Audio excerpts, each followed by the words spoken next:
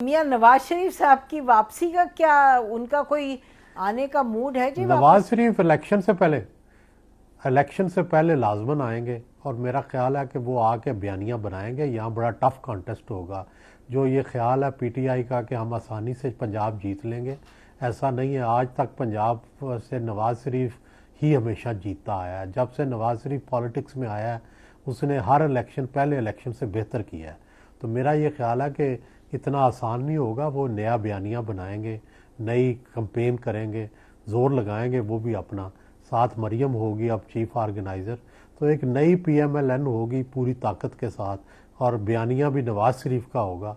तो मेरा नहीं ख्याल कि उनको ऐसे इतनी आसानी से हराया जाएगा जी। अच्छा, वो टफ कंपटीशन होगा। जी, टफ कंपटीशन होगा। आखिरी सवाल ये बताइएगा कि जैसे भी आपने बयान किया कि सिंध में पीटीआई को पीछे धकेलने की कोशिश है, बलूचिस्तान में भी पीपल्स पार्टी को ज़्यादा स्पेस, पंजाब में नवाज शरीफ साहब का आप कह रहे हैं, तो इसमें जो लीगल केसेस वगैरह बन रहे हैं और जैसे बड़ा क्लियर एक सिग्नल लगता है कि जी इमरान खान की स्पेस कम की जाएगी और उसके बिलमुकाबिल पब्लिक की जो सपोर्ट है इमरान खान के लिए, तो आप इनका फ्यूचर कैसे देखते हैं? देखिए, ज़ाहिर तो अभी तक तो इमरान खान मकबूल ज़रूर हैं, लेकिन उन्हें कबूलियत नहीं मिल रही, और कबूलियत के बगैर आप इक़्तिदार में नहीं आ सकते।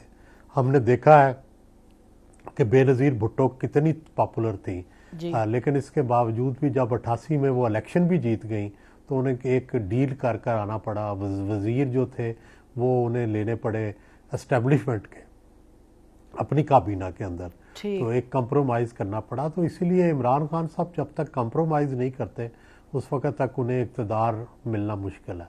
YouTube पर गुगली टीवी देखने के लिए youtube.com की सर्च बार में गुगली टीवी टाइप करें। गुगली टीवी के पेज पर सुर्ख रंग के सब्सक्रिप्शन वाले बटन पर क्लिक करना ना भूलिए।